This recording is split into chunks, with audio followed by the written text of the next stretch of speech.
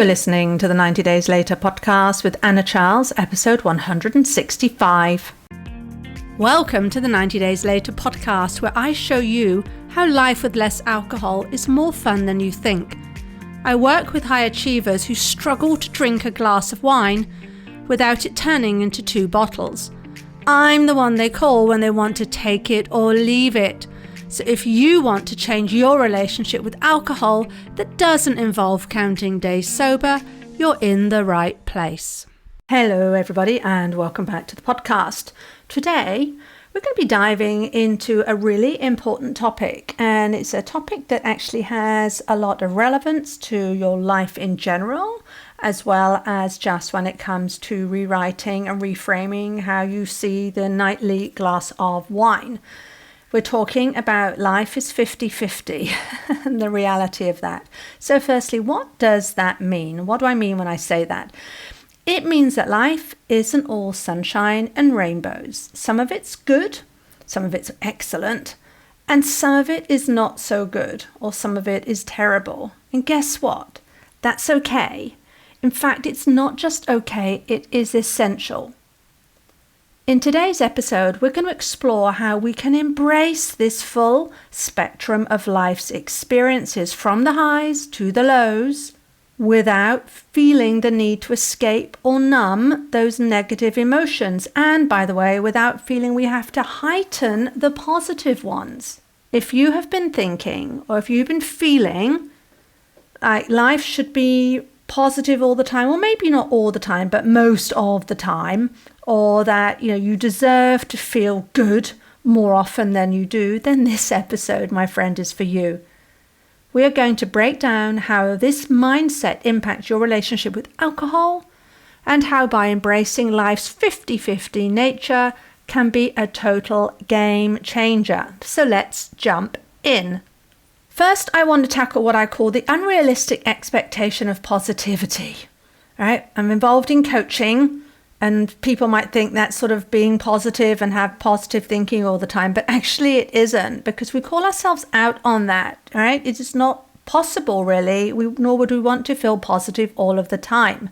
But let's start by talking about something we're probably all familiar with, and it's what I call this obsession with positivity. Now, don't get me wrong, being positive, being optimistic has its place, but here is the thing.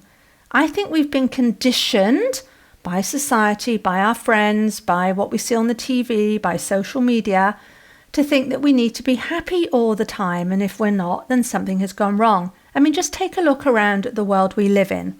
Social media is filled with highlight reels, everyone's perfect holidays, or their latest achievements, their families looking picture perfect, and it can start to feel like that's the expectation. You see other people seemingly having a blast all the time, loving their jobs, right? Loving everything about their lives, and it makes you feel like you should be as well. Then there's the whole mentality around, only let good vibes in. You know what I mean? That pressure to stay upbeat, to smile, to be positive, no matter what life throws at you. And when we're not feeling happy, we often feel like something's wrong. Like we're failing, or that something, there's just something off. I mean, why us? What have I done to deserve this? How often do you say that? But here's the problem with all of this. It really creates this illusion, and that's all it is, that we are entitled to feel good all of the time, or at least the majority of the time. That feeling bad or going through hard times is somehow an anomaly that we need to fix, and fix immediately. Now, where does this all tie into drinking? Well, if we believe that we deserve to feel good all the time, or that we're entitled to feel good most of the time, then negative emotions become something we need to avoid, right? So when we feel sad, frustrated, stressed, or I'm just not in a good mood today, right? It's easy to fall into the trap of thinking, I need a drink, or I deserve a drink. We've been conditioned to escape the negative. And what is easier, right, than grabbing a drink to feel better? Now, here is the truth. Life is 50-50. It's a mixture of both good and bad. And it is the contrast between the two that makes everything seem more meaningful and spicy, right, in my world. I mean, think about it. The highs only feel high because we've been through the lows. Let's take a moment to think about this in real terms. Remember the last time you accomplished something that was really important. Maybe it was when you got a promotion at work, or you finished a big project, or you even just managed to run for 30 minutes straight without a break. That's a big one for me back in the day. Now, how did it feel when you reached that moment? Pretty amazing, right? I mean, I remember when I ran for 30 minutes straight, I was like, oh my gosh, Anna, you've become a runner. Right? I sort of stepped into that identity.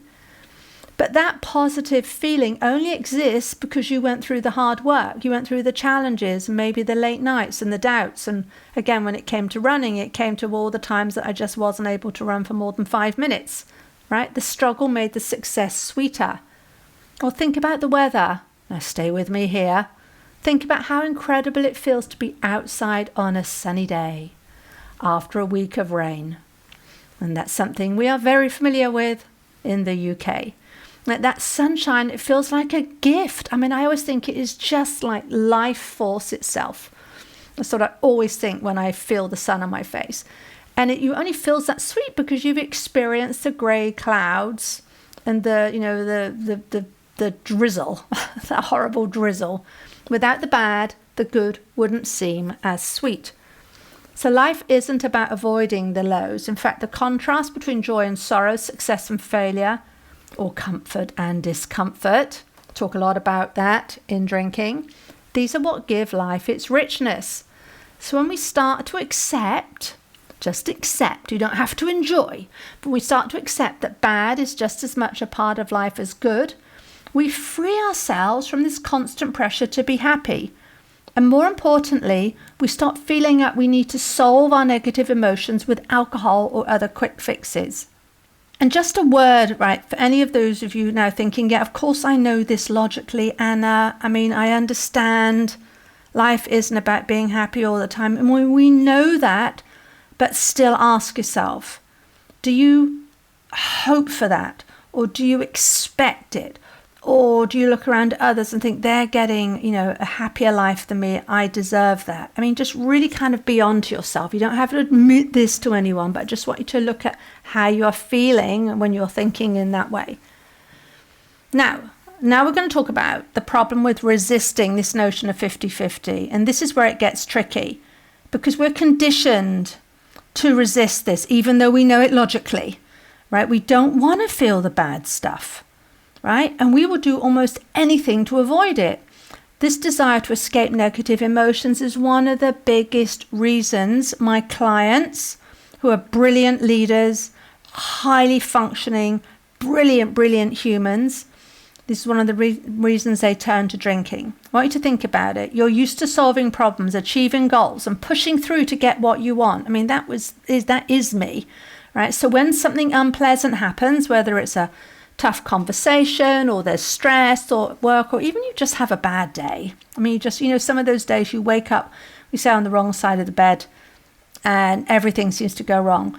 You can feel as though you need to fix it immediately because that's who you are. You're a problem solver. You're a doer. You get on with things. And what is the quickest way to feel better? Well, for many people and certainly my clients, it's through drinking. This is something we have taught ourselves. It's a very effective fix. But here is the catch. When we numb ourselves to that negative, we are also numbing ourselves to the positive. Aha. That is a bit of an aha. I want you to think about that, right? We turn down the volume on the negative, but because we're distancing ourselves from our feelings, we're also turning down the volume on the positive. By avoiding discomfort, we're dulling our ability to fully experience life's highs as well. You cannot selectively numb emotions. It doesn't work like that. If you numb the bad, you also numb the good. And that is no way to live. I mean, think about it. You've just had a promotion. I remember getting a huge promotion and it was like, bring out the champagne, and we had to have the Dom Perignon because it was a brilliant achievement. And all I can really remember is getting very drunk that night. I mean, think about it. I should have really been in a state of wanting to absolutely experience every second of that feeling. Just saying to myself, Anna, you did it. Look, you got that huge promotion. And I just don't really remember any of it because, that was what I was conditioned. I just sort of was numbing the positive feeling. So what would it be like? What would life be like if we could just let the negative feelings exist without immediately needing to solve them? What if we could just let them be, as the Beatles would say? Now, this brings us to the power of acceptance, and that's a topic I've spoken about before on the podcast, right? Really just think, what would happen if instead of resisting or trying to fix every negative emotion, we allowed ourselves to just sit with it? And you may have heard this before, but really, when did you last do this? Now, I want to say, and I actually touched on this a little bit last week in last week's episode, acceptance doesn't mean liking the bad feelings. These are two different things. It doesn't mean we have to be happy about feeling sad, frustrated, anxious, stressed, whatever, annoyed. Right? But it does mean that we accept those feelings as part of the human experience, as part of our life in that moment when we're feeling them. That's just how we're feeling. The moment we do that, we step towards them, we stop fighting against them. The beautiful thing about acceptance is that it reduces the need to escape those emotions. It builds resilience by doing that and makes us stronger emotionally. It's also going to make the good moments even better. I mean, if you only needed one reason why it's good to learn to not numb the negative emotions and accept them, it's because you will experience more deeply the positive. And one of the reasons for that is when you've learned to sit with discomfort, the moments of peace and joy and just jubilation, right, they feel that much sweeter. And when we can accept this contrast, right, both the good and the bad, we don't feel the urge to numb ourselves with alcohol or other distractions. We just stop seeing negative emotions as a problem to fix. It's just something along the way. It's just a stone in our path that we just have to navigate, right? It doesn't mean we have to just give up and say that I'm on the wrong path. There's a stone. When it was sandy until now it's a stone. No, we just have to now deal with that. So let me give you some practical strategies to embrace, I love the word embrace, the 50-50 without drinking. All right, here's some, just pick one of these. Just get started with it today. So firstly, I want you to name the emotion. So when something feels bad, and you will know when it feels bad, I want you to stop and ask yourself, just what am I feeling right now? I mean, right now, in this second, how am I feeling? And put a word to it. One word description. Is it frustration, sadness, anger, something else? Do not say, oh, it's terrible. That is not a descriptor. That's an opinion. What is the emotion? Just naming the emotion can take away its power and reduce its intensity. Just accepting right now I feel sad. Right? There's when I can get to that point, it always makes me relax somewhat in my body. Then I want you to process the emotion instead of avoiding it. What do you mean by that, Anna? You might be thinking. Well, here's the thing. Rather than reaching for a drink or escaping with distraction, saying I've got to do something else, I want you to do nothing. I want you just to sit there with the feeling. You can ask yourself things like, where do I feel this in my body? So if you're feeling stressed because you've got home from work, you've still got a full inbox. This was my life for many years. And you've got the children, to feed and put to bed and so on. It just feels like overwhelm. So I'm feeling stressed. That's step one. Step two is, where do I feel this in my body? What does it feel like physically? For me, it was always tension in my left shoulder. All right. And I want you to just see it with your mind's eye and then remind yourself, this is temporary. This is just a vibration in my body. This will pass. And even I, in those moments, could think, you do not go around for every second of every day with this tension pain in your left shoulder. Third, you can reframe, and it is reframe, it is not argue with, negative experiences. How are you thinking? Maybe you're thinking, I'm overwhelmed. Gosh, just at any point in your life, if you were to stop and say, I'm overwhelmed, I mean, that will in itself create feelings of overwhelm. So in that moment, when you're feeling bad, reframe how it is you're feeling about yourself. So for instance, if your immediate thought is, I'm overwhelmed, How could you reframe that? Probably something like, this is my brain working hard because I care about what I'm dealing with right now. Right? Reframing helps to put it in perspective. And above all else, it reduces the urge to escape. Again, it stops making your current reality a problem. You can practice gratitude for the contrast. I truly think gratitude is underrated. I mean, we talk about being grateful. I'm so grateful. But I have mentioned it on the podcast. I've been doing this every day, writing what I'm grateful for. I mean, this has taught me that I could sit for every second of every day writing what I'm grateful for, and I would just fill pages and pages, and I'd never be able to stop. Right? I have endless things to be grateful for. That is a huge boost to the soul. So if you're feeling bad, that's actually a great thing to do. So when life feels tough, really reflect on how challenges make the positive moments even better. And that's one way to spin it, right? It could be that this challenging week, maybe having a challenging week, it's going to make your weekend downtime feel even more amazing. Right? Maybe you've got some time set aside just between you and your favorite book at the weekend. You know that's going to feel even more pleasurable because of all the stuff you're getting done now. But you need to, I suppose the hint here is you really need to mean it. You can't just say I'm grateful for the contrast and not mean it, right? But gratitude is a huge boost for the soul. So those are some tips, some practical tips to get started with. Now, why does this all matter?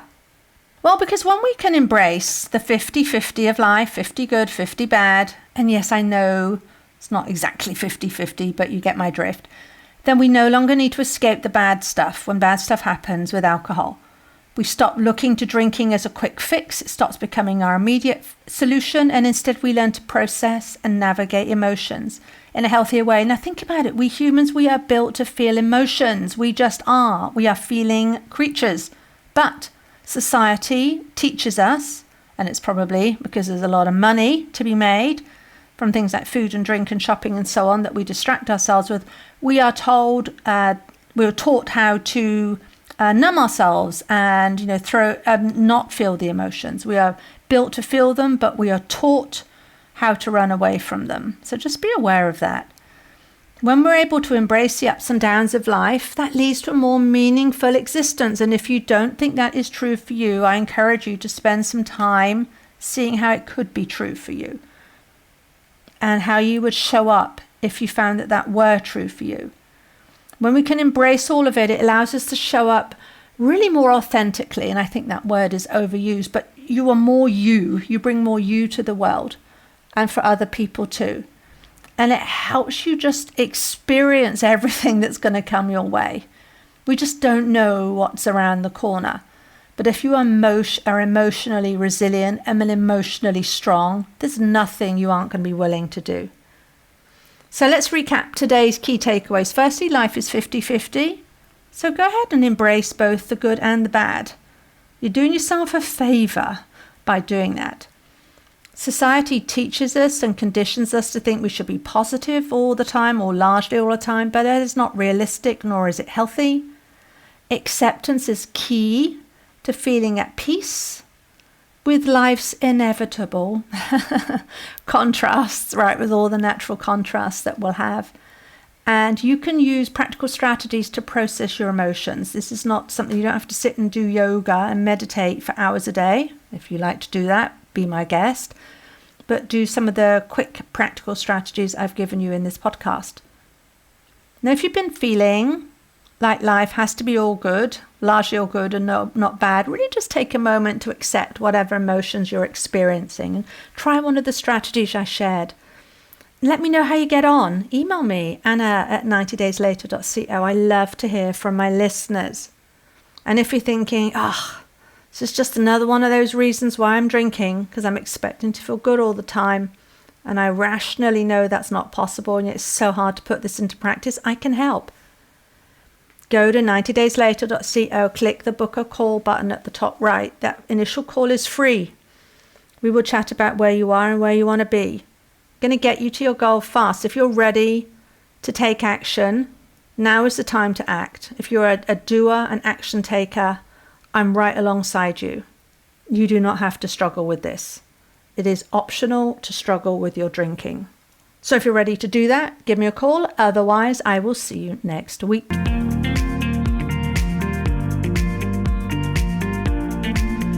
If you like what you're learning in the podcast and you want to take the work further and achieve total freedom around alcohol, let's talk. I help my clients stop reaching for that first 6 p.m. rolls around. Email me for more information on anna@90dayslater.co. And if you did enjoy the show, I'd really appreciate if you'd leave a rating and review to help others find the 90 Days Later podcast.